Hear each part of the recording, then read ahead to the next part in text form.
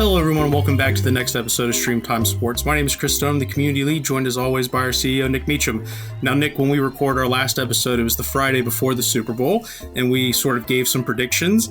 I said, and I think I was proven right, that the Eagles had the most talented roster in football, but where I was wrong is I said, to be the champ, you got to beat the champ, and it was going to be hard to bet against Patrick Mahomes, regardless of how good I thought the rest of the Eagles roster was. But it's a good thing I'm not a betting man, Nick. I think I would have lost a lot of money as well, so with my predictions, but that shows how little I know about the NFL despite my excessive love for fantasy football and following all the stats and data that go alongside of it. So unfortunately, I didn't get to watch this game. The time zone difference from here to where I was last year, where I was on Eastern time. Now I'm, Central European? Yeah, so 6 hours, 7 hours behind it. That's a tough pill to swallow getting up at... or staying up from midnight till 5 in the morning, 4 in the morning, whenever the game finishes. So it's hard to. I almost feel like it's tough to call myself a fan if I don't stay up for the Super Bowl. But I think it's just not a really good time. I wonder if they ever do bring the Super Bowl to Europe. That is a speculative rumor that one day they might. What time they would actually do kickoff? Will they keep at the same time at 8:30 ET, or would they consider going a little bit earlier for us over on this side of the world? But that's probably a big question that only a few people in the world would actually give you an answer to or know the real answer to. Well, I know many Americans are looking forward to Roger Goodell potentially adding a game to the season, because my understanding is if he did that, it would then push the Super Bowl to the Sunday before President's Day so people could actually get the day off work. So I think, Nick, if they did a European Super Bowl, they could kick it off and have like a 3 p.m. like local time in the U.S. And I don't know how many people in the U.S. would be upset about the Super Bowl not being so late, especially if they don't get that guaranteed day off, Nick. But that's just me sort of, sticking my finger in the air, see which way the wind blows. But I don't think most Americans would be too upset about an earlier kickoff. I'm pretty sure that would be the case for any sort of sporting event. Anecdotally and randomly, one of the few events in Australia, which is obviously where I'm from, where they have a public holiday around the sporting calendar or sporting events, is the Melbourne Cup, which is a horse race. And they shut down the entire Melbourne city, which is about 5 million population. They shut it down for one horse race that lasts for about 3 minutes long.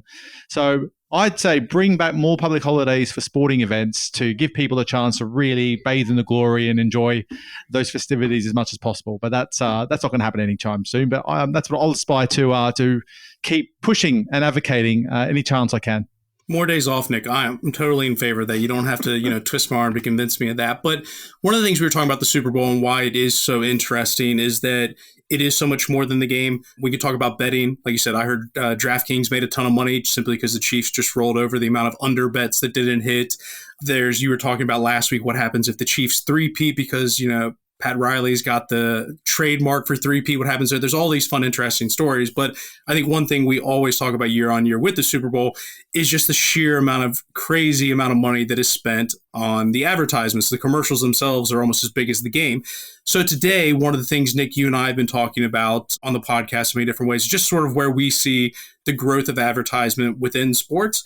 And today we're going to do a deep dive talking all about sports advertising, talk a little bit about radical disruptive ads, which we'll get into a little bit more. But for this conversation, we're going to be joined by Scott Young, who's the co-founder at Transmit.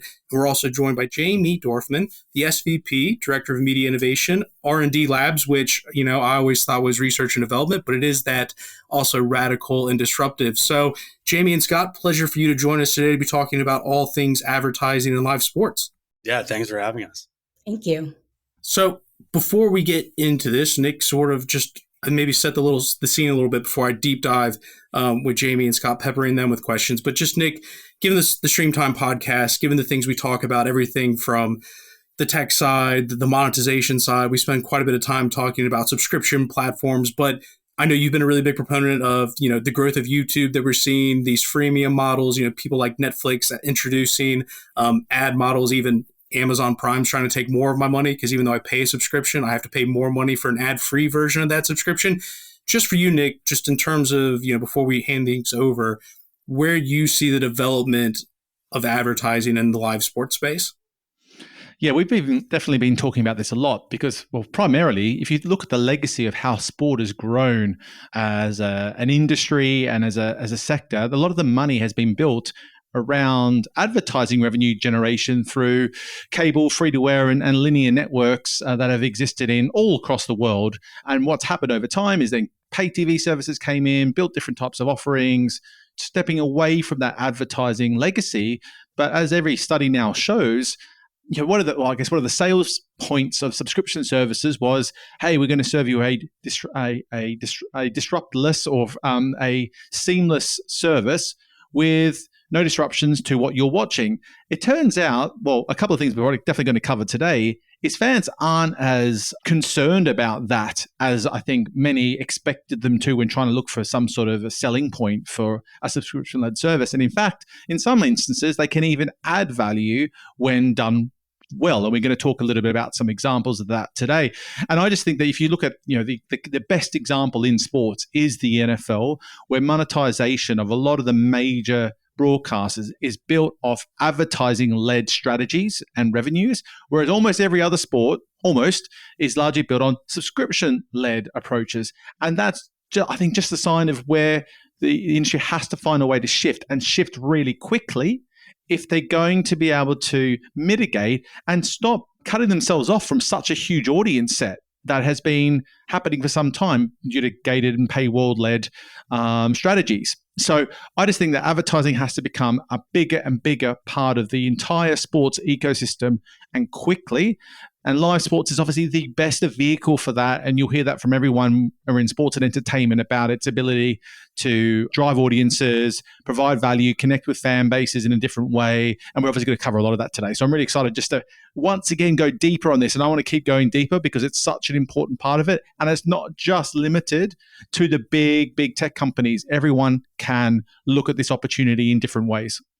So, Scott, I'll let you just follow up immediately on that. Nick's sort of given his spiel as to why this is such an important topic, but maybe just set the scene for our listeners, in particular, why sports needs advertising and what that opportunity is. Yeah. I mean, one, it's the pure demand from the advertising market that makes it a necessity and makes it such a valuable opportunity. I mean, just as Nick was saying, sports alone is the most engaging media platform that exists in the world across any country, any device, or any type of actual, media publication.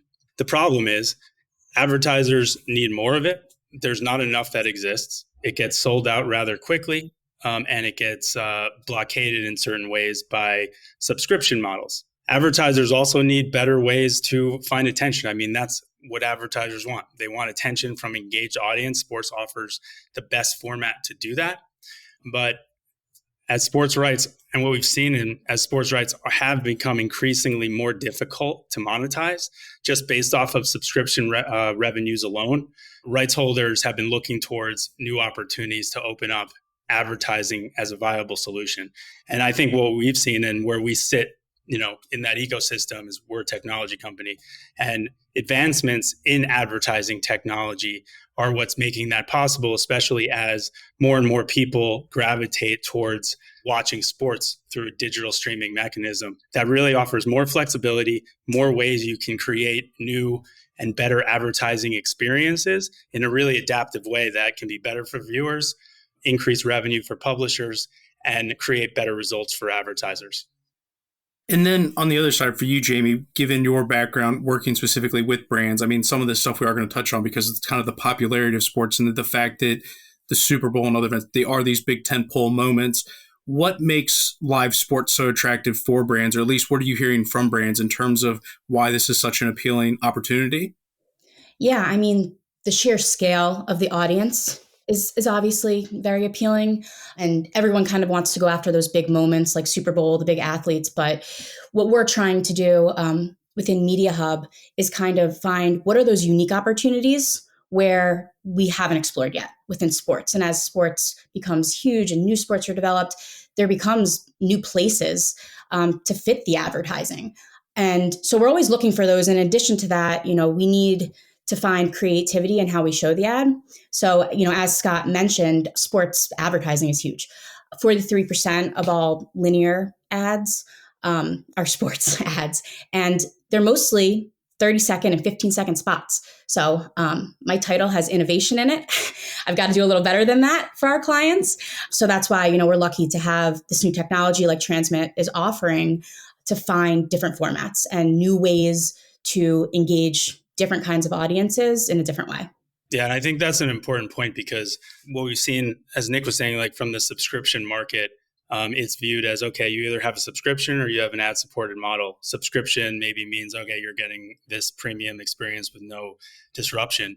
But having a subscription plus ads model with less disruptive types of advertising that really are able to turn advertising into entertainment and make it part of the actual content that a viewer's watching is really powerful. It offers more value to advertisers so they can pay more for it. And it actually, and what we found is it actually offers some entertainment value back to the viewer. And there's a lot of variety of ways that you can execute that. Sports Pro is heading to New York this March for 2 game-changing events, Sports Pro New York and Sports Pro AI USA, taking place in Manhattan on March 20th and 21st. For a limited time, we are giving our podcast listeners an exclusive $500 discount on our co-located pass. Simply use the code POD500 at checkout. Don't miss this chance to connect with industry leaders, explore the future of sports business and AI, and gain insights from top executives, all under one roof. Spots are filling fast, so grab your pass today and we'll see you in New York. And obviously, Scott, you were on the podcast, I think, probably 6 to 9 months ago, and also have spoken at a couple of our events. And I think even since you've been involved with some of the stuff we've been doing, we're seeing a lot of the streaming platforms really embrace the fact they need to bring in more advertising opportunities into their ecosystem and platforms. And I think that's a really important part of it. And obviously you're doing a lot to help enable a lot of that. And I think that's obviously why you're here to talk about a lot of those things. So one thing I did want to ask on that front, Scott, is even the last, say, 12 months or so, from your point of view, from what we see, we're seeing a big change in the way that those platforms are approaching it. Is that actually the case from the conversations you're having? Are they making meaningful change in their way they're looking at unlocking more revenue and more opportunities across their streaming platforms? Or is it not as quick moving as it might appear to some of us? Because we might be at the tail end of some of that news coming out, if that makes sense. When people are, all right, we're now launching and releasing a different approach, a new monetization strategy, etc. That normally doesn't happen overnight. Are you seeing that inertia really happening behind this closed doors, behind the scenes? Yeah, I mean, so I've been. It's felt like this year has probably been the fastest I've ever seen growth and adoption when it comes to, one, just advertising in general and thinking of ways that you can monetize, content within sports streaming. But two, thinking of innovative ways. I mean, I've been in this ad tech business, specifically in video streaming, for 20 years, and I've seen the slow as molasses, movement from, legacy television to digital streaming. But I mean, think about it. This year, we're in a place where Tubi just did 13.7 million as an average minute audience for the Super Bowl. 2 years ago, that didn't happen. So now we're seeing massive growth in audience, and that's what drives everything. So once we have audience, now we can have great advertising. So we've seen that adoption take fold in a big way. I mean, even looking at what's happening with legacy organizations in the US here, I think sports RSNs have been the most aggressive and forward thinking of any organization that I've seen. And they're very rooted legacy organizations that haven't changed much in many years. And now they've been launching D2C apps in a rampant cadence. They've been launching subscription models, but they've also been launching subscription plus ads models. We've been working with a number of them to create new ad experiences to help them generate greater revenue returns. And the viewers have found it to be a complement to the actual programming, and advertisers can't get enough of that type of advertising inventory. So you can do it in a way that makes sense for everybody and really elevates and complements the economic model. Even looking internationally, we've even seen very prestigious organizations like FIFA and FIFA Plus start to gravitate towards this model as well. Yeah. Well, I think what you're talking about there, Scott, we are going to come back to the international side, but one of the things you're talking about, the opportunity and sort of the willingness of people to sit through new ad types. Jamie, one of the reasons we've brought you along with this is that your work at Media Hub, you've been doing some stuff with Transmit in terms of putting together a report, and you had a number of findings just with how people responded to advertising and different advertising types. So maybe this is kind of a good point to go off of what Scott talked about there and just go a little bit more in depth as to what some of the learnings were that you found, and maybe highlight that. And, at the end of this, we can sort of tell everybody where to find this report if they want to go through it themselves. Yeah, absolutely. So some of the things that we found, first of all, the younger audience really appreciates seeing an ad in game. They didn't find it disruptive. They found it informational. They were actually more engaged with it, more interested in the product, and they were even scanning QR codes on the ones that were shoppable, which is QR codes we go back and forth on. Do they work? Do they not work? Well, it looks like in sports, live sports, they might work. And I think that's partially because, you're creating emotional resonance with the audience. They're feeling some sort of way. And because of those triggers, and we know exactly sort of the emotions that are happening, it's a great time to put an ad in front of them because we understand what they're thinking. So yeah, when I tell people that I'm in advertising, they think, oh, that's probably really annoying. What are the ads? People liked these ads. So now I can say that officially with the report out. People said that they really enjoyed them. They had better ad recall on them, and they wanted to see them again, which I don't think I've ever heard about someone say about an ad, especially, in the middle of when they're watching their favorite team. So that gets us really excited, especially because, there's 3 formats that we tested, but within those 3 formats, there are millions, maybe endless triggers of, how we can reach people. What I found interesting about the research, Jamie, was obviously you used a variety of techniques to make sure the study was in-depth and informative, using control groups and having different participants have different sets of experiences to try and judge the impact that has.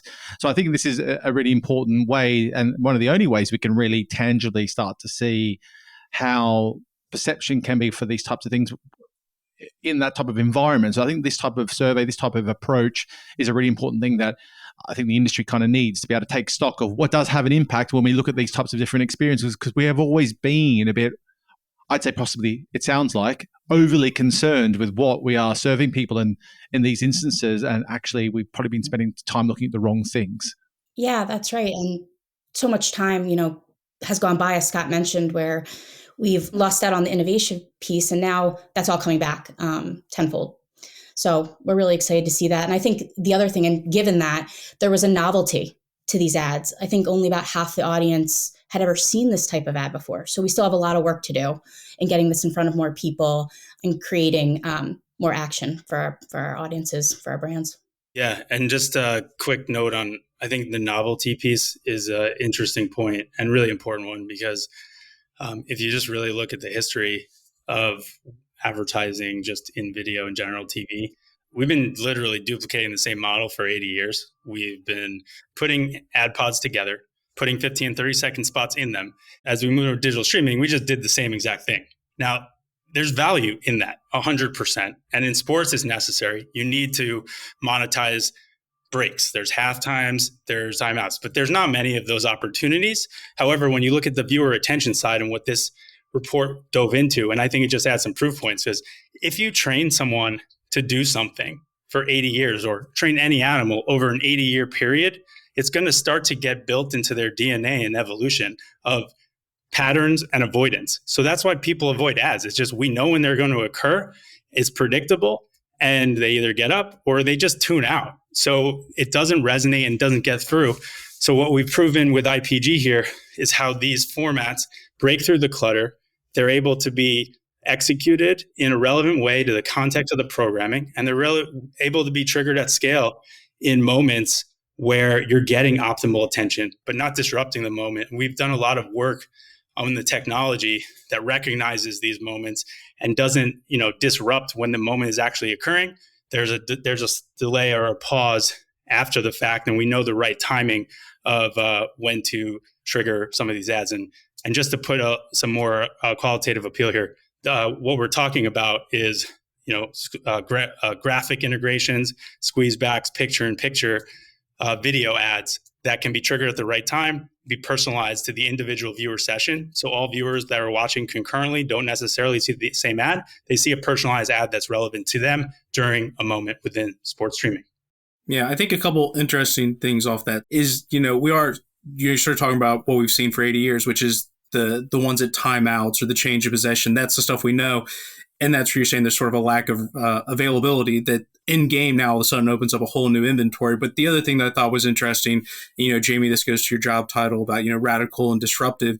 We keep talking about we don't want ads to be disruptive, but what it sounded like, Jamie, was actually you were disruptive in the right way, is that you managed to be disruptive. The novelty of it caught people's attention, but it didn't take away from the game. And I think that's the really important bit is like you're actually are intentionally trying to be disruptive, but can you be disruptive in a manner with which doesn't take away from the game itself? And I think that's kind of the really interesting fine balance that you're kind of walking with these types of formats.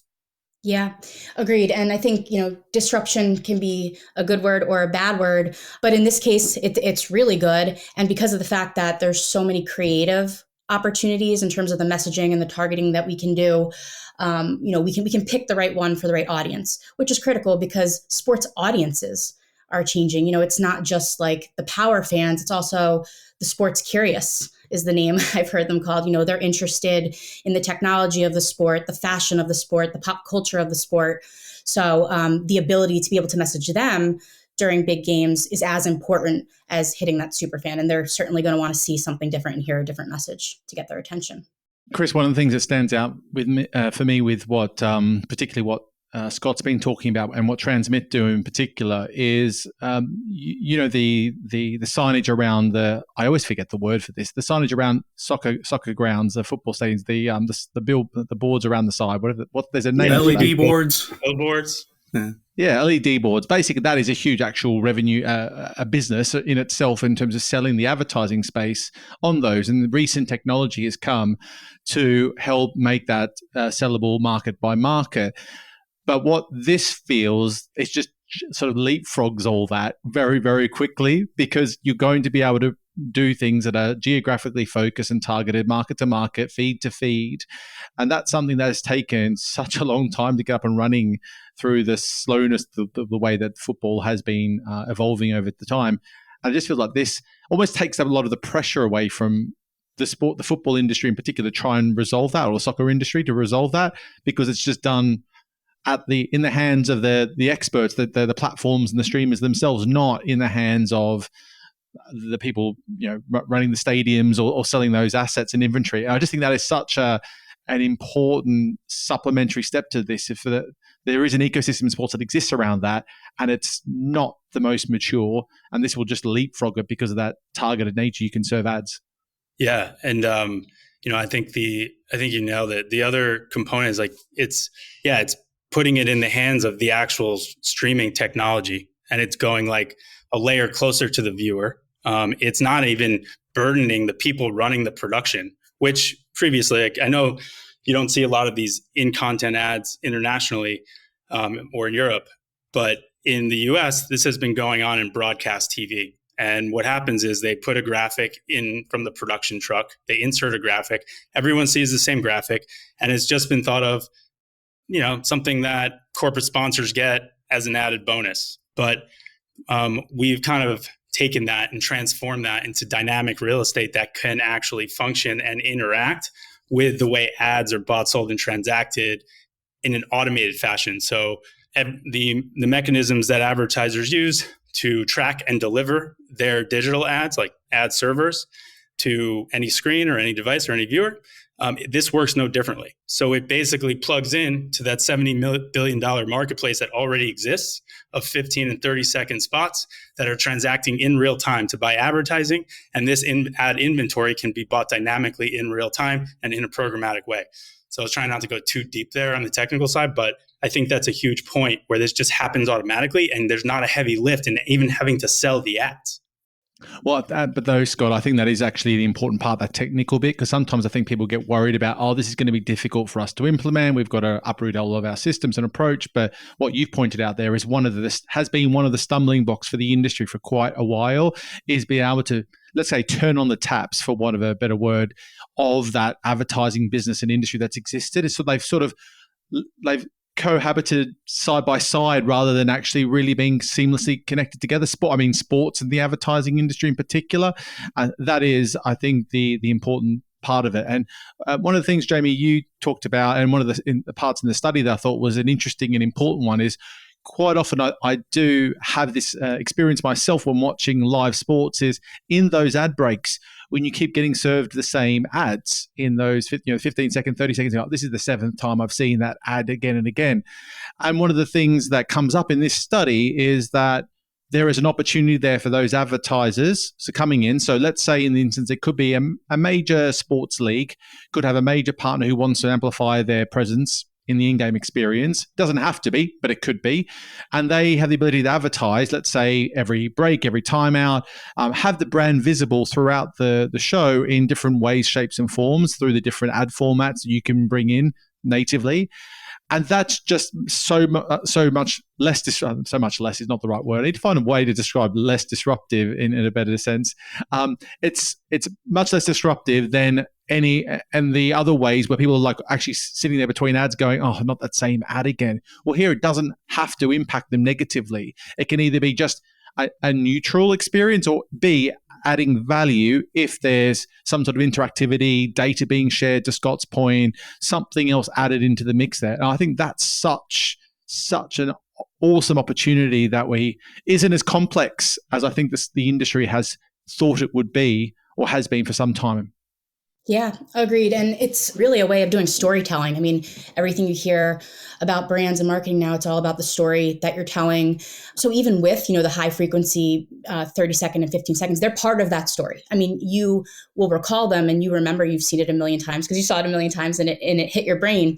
But to be able to continue that story with a disruptive ad during the game, it tells you what to do next. It personalizes it for you and hopefully gets you to lean in more to the story that affects you the most.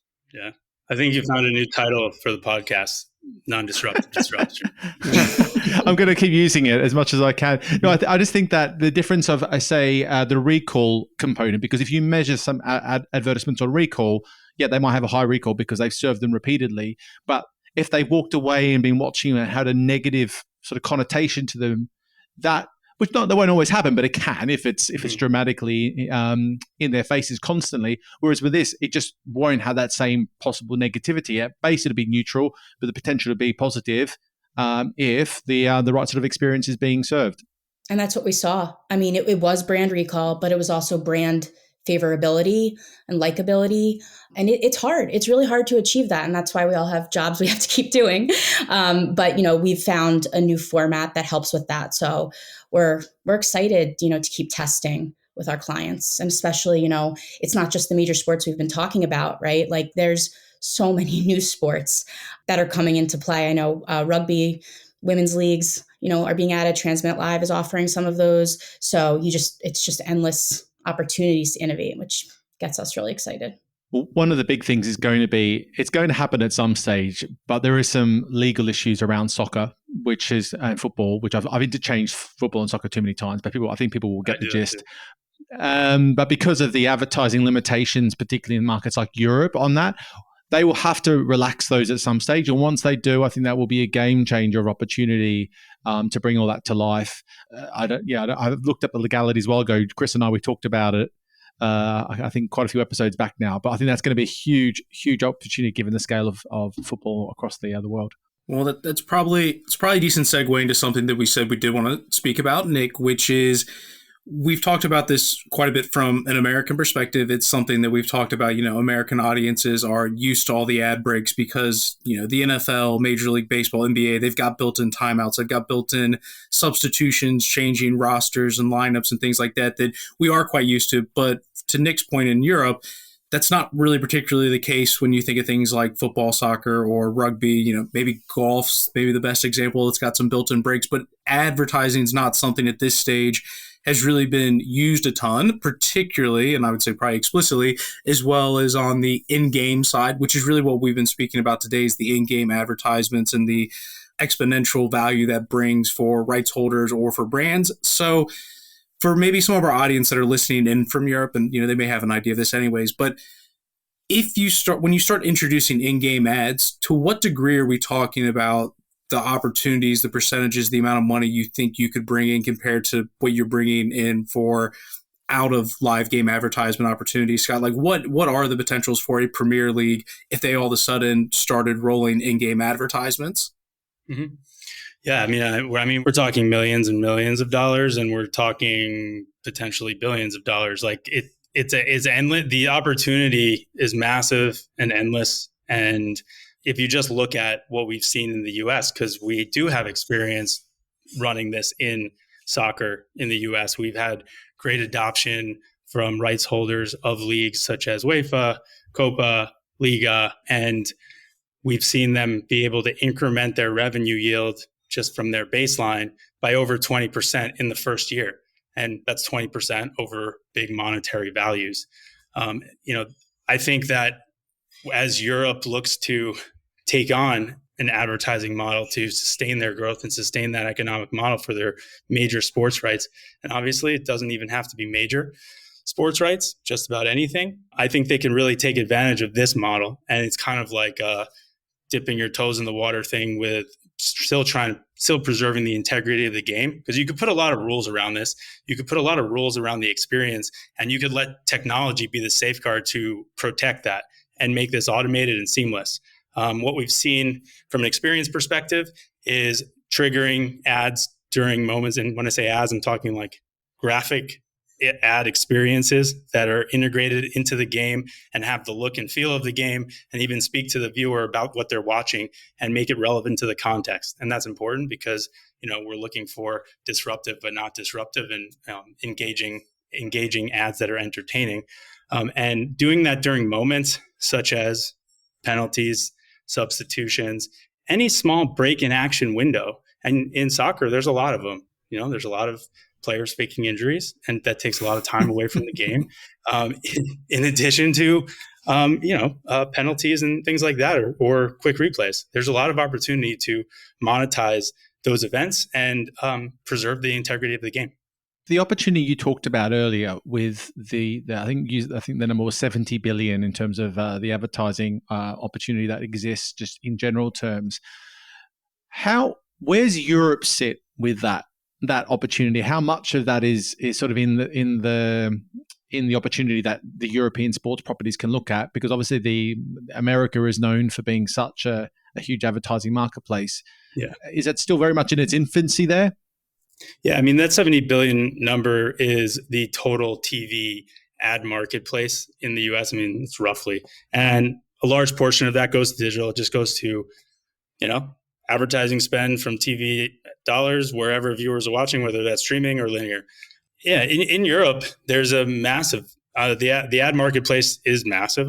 I actually don't know the exact number, but I do know from all of the partners that we have started working with and speak to, they see that as well. And I think the opportunity really is how much audience can we generate and create premium experiences, and those advertising premium ad experiences will be monetized in some degree.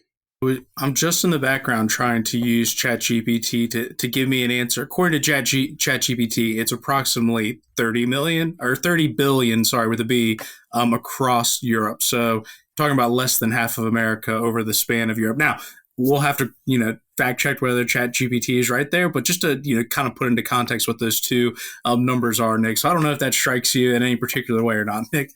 It's probably higher than I expected, but not by much. But I bet most of that is through traditional channels, and a lot less in the streaming sphere from a ratio perspective, which is one of the opportunities that we're definitely talking about today.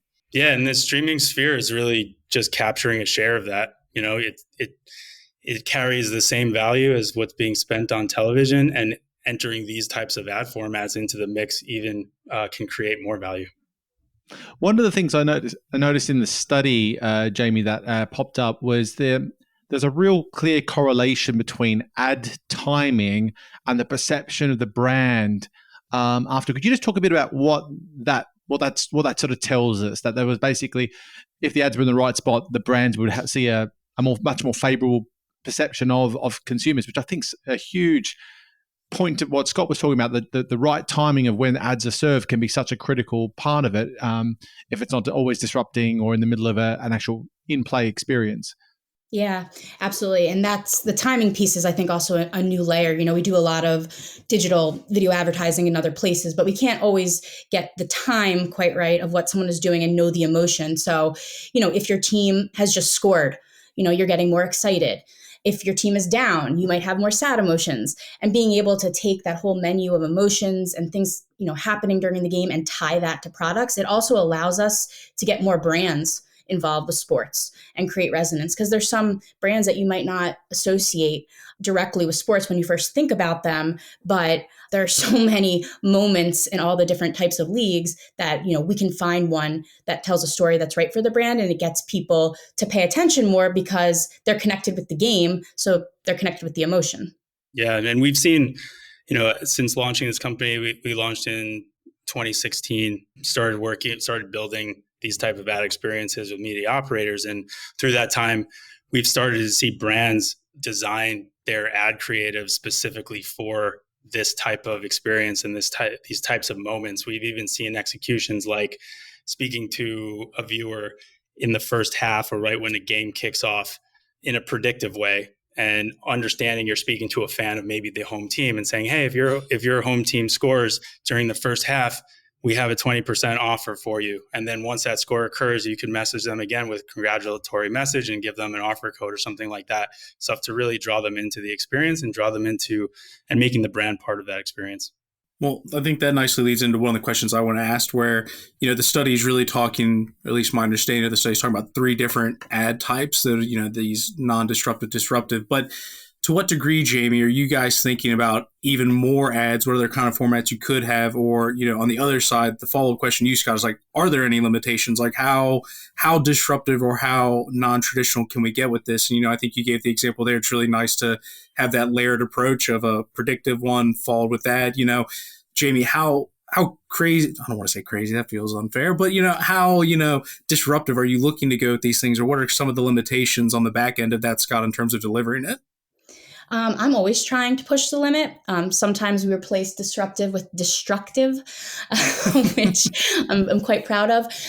So, I'll continue to push Scott and his team, as well as other players, on how we can do something for the first time, break things and make them again. So, we'll start with the triggers. Right now, we're working on a project that is a food brand. So I'm talking to the team about how much footage do food moments get during the game? When are they panning across the crowd and we're seeing people eating, or we're looking at, I know in Philly, where I'm from, go Birds, they're showing cheesesteaks a lot on the grill. Are those moments surrounding the game that we can target off of? And then, they may come back and say no, and then I'll keep pushing. So I'm looking to get it super disruptive. And even in terms of the actual formats, there's 3 that we discussed in the study and today and that are available. But yeah, what other shapes and sizes can we build around the game to get people's attention? We have to do that. Yeah. And I could follow on that from where we sit. And, there's always a balance where we sit. We sit between the streaming operator and the advertiser. From a technical perspective, we create a canvas that can deliver real-time graphics, messaging. We can create a lot of stuff and deliver that inside of a live stream. It's already built. It's pretty flexible. It's adaptive. You could put any shapes and size in any moment of a game, recognize any moment occurring, and message an individual viewer while they're watching. That's what the technology does. It's fully customizable and works off the shelf like that. Where the balance is in the viewer experience requirements from the media operator. They want to preserve a type of experience. They want to trigger ad inventory during certain moments. We set the technology to work within those guidelines, but then we love to collaborate with large holding companies like IPG and where Jamie sits to see what they want, what type of ad products they want to represent or deliver to their brands. And then we bring our partners to the table to discuss the feasibility of that experience and how acceptable that would be for their audience. And usually there's a great balance in between that. And we love to innovate and create new ad products. So Jamie, I'm curious with that point that Scott's made there, that you have this relationship with brands that are looking to invest their advertising budget in the right sorts of opportunities. How does that process typically play out? Are they giving you a very detailed script on, hey, we want our money just to reach this type of audience, go out and find answers? Or how is it really, really detailed, and or are they looking for a mix of things, which is a mix of, we want these types of activities which are going to reach mass, we want these things to have a much higher engagement level? Just what is the approach there? Because I think sometimes in the sports space, the industry's been such built on sponsorship type opportunities. It's a very different conversation. That's exactly right. And like I said earlier, the job for the radical and disruptive team at Media Hub is to find those smaller opportunities, because we have a wonderful media investments team that's kind of cranking on what are the big sponsorships, the upfront deals, and also the traditional ad spots. So the process for us, when our team comes into the mix, is to create a unique brief based off of the original one we got from the client. What are the unique insights about the audience we're reaching? Outside of the scalable plan, what is that really strong audience that is going to be impacted most by the brand, and where can we find them? And we'll look for these unique opportunities just to reach them. So it kind of works, together with the traditional plan. We need to certainly have both to create, that halo effect. So as we're getting close to wrapping up here, Scott, trying to almost crystal ball this a little bit, looking more to the future. You've talked about the last 12 months has been as maybe rapid of a time as you've seen. Where do you continue to see this? I mean, I think for me a little bit, one of the interesting bits, and we touched on it very briefly at the very beginning, is some people are sort of set down their path of we're a subscription only model, but it doesn't always have to be that way. It almost feels like you're going to see more of this advertising is actually complementary to those models, where maybe some of these people let their doors down a little bit to open this. But in terms of the future of advertising, as accelerated as the development has been for you and what you've seen in the last 12 months, what excites you about what's next, or what do you see coming next? Yeah, I think what excites me is, sure, it's about how we could better monetize, create better quality experiences. I think the next phase of evolution of media is all about the experience. Call it advertising, call it just like, how do we entertain the viewer better? That's going to be front and center. But then I think the other exciting part is that blend and the balance. So the subscription plus model, I think it's obvious that's the dominant model in the future to come. But then there's the distribution model. So we just saw Tubi have great success with their viewership and their audience on a free ad-supported streaming platform. So it's like finding the smart distribution model to leverage advertising to monetize your content wherever viewers want to watch it is a great path forward. I get really excited when I see some of our partners like Rumble even. They have now a massive global audience. They are innovating their monetization strategies in enormous ways, providing their channel owners direct functionality. Even with our technology, you could be a premium sports right holder, set up a channel, stream your content there, and literally operate the ad experience from their interface into that actual stream, or that's what we're working towards in the future. So I get really excited about the distribution model, and then just pulling all that together to have a really cohesive premium viewing experience in sports for fans. You brought up the Tubi example again, Scott. I'm not sure if you'd be best placed to answer this, or you, Jamie, so I'll let you fight it out here. But in the example of the Super Bowl here, where Fox is distributed and broadcast on their own main channels, that's where the bulk of their audience is still being served. But then there's a huge extension of that across the Tubi channels.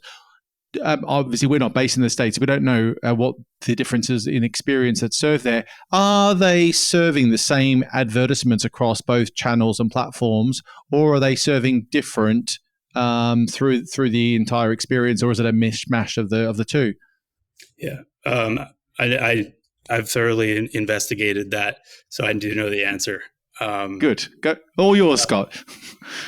Yeah, so right now it's broadcast linear ads pass through. There's nothing digital interfering with the ad experience. What you're seeing on TV linear is what you were seeing on the ad pod breaks during the Super Bowl within Tubi or any device that it was streamed to. And that's part of the there's things that are going to take a little while when you talk about a big event like that to disrupt, the way that things are done when it comes to the ad experience. But I think it starts with viewership, and I think that was proven. And the ad experience innovation is yet to come. So a follow-up question to that for you, Jamie, then is in that instance where we don't know what the Fox and their team were saying to advertisers, but I imagine they would have been giving them some direction on what numbers to expect from an audience perspective. That got me thinking, just what happens when something greatly surpasses expectations when an advertising deal's done in terms of ratings, and what happens if they greatly miss their ratings numbers? Is that somewhat of a bet that an advertiser is taking there, or is there some performance metrics or performance incentives to ensure that everything's aligned from a performance perspective financially? Yeah, I mean, I think every client is different. They all have different goals. Some it's just being there. That's the KPI. They need to show up. Others, they're going to want to see the reach. I mean, if they're watching the ratings and the numbers, they can only go off of the information that they have. But if it doesn't perform the way they expected, then yeah, we need to think differently next time. And that's where some of these other opportunities come into play. And even, with linear broadcasts and the things that we can't change and interrupt, there's a second screen. I mean, they're holding their phones, they're looking at other things, they're watching their favorite commentators and creators. And there's still ways to break through and to try something different. I just think that so a lot of it then will be the outcome of what they do next time rather than in the moment of that specific campaign, in terms of just the impact it has for broadcasters and alike. I mean, obviously the Super Bowl does kind of sell itself a little bit. That's not too hard a sales initiative versus probably the second tier and third tier sports. But I think it's just an interesting layer to it, because in sponsorship, we have seen a lot more performance incentives start to come through in those types of deals because it's more measurable than ever, as well as streaming's become more measurable. I just wonder whether that play a further role in live sports production in the future, but we'll have to wait and see. Awesome. Well, we are coming to an end here, so I guess the best place to end this is Scott, Jamie, if people want to either reach out to you personally to learn more, or where they can find the report themselves. We've obviously spoken through it. We can put it in the description of the podcast, but where can people find you if they want to learn more about advertising and where everything is headed? Yeah, you could shoot me an email, scott@transmit.live. Yeah, I'm reachable as well. jamie.dorfman@mediahubww.com. I'll also be at Sports Pro Media in New York. Come and see me there. Oh, that was my next one, Scott, was to let everybody know that you will be out in New York by the time this is released. It'll be a nice build up to that. So if you are listening, go read the report. Secondly, do make sure you set up some time to speak with Scott when you get into New York. Thanks, guys. Good stuff. Look, thanks very much, everyone, and look forward to seeing you in too with Scott in New York in about a month's time from now. So it should be a lot of fun. Absolutely. Thanks, everyone. Thank you. Thank you. Now, before you go, if you liked what you heard today, be sure to rate and review and just let me know what you think on social. You can find me on most social platforms as SportsProNick. And please do spread the word of the podcast. There's no better way of marketing than word of mouth, whether that be in person or on social media. And if you don't like what you've heard, or you think we should be doing more or less of something, then reach out and let me know, as I'd love to hear from you. Thanks, Streamtimers. Until next time.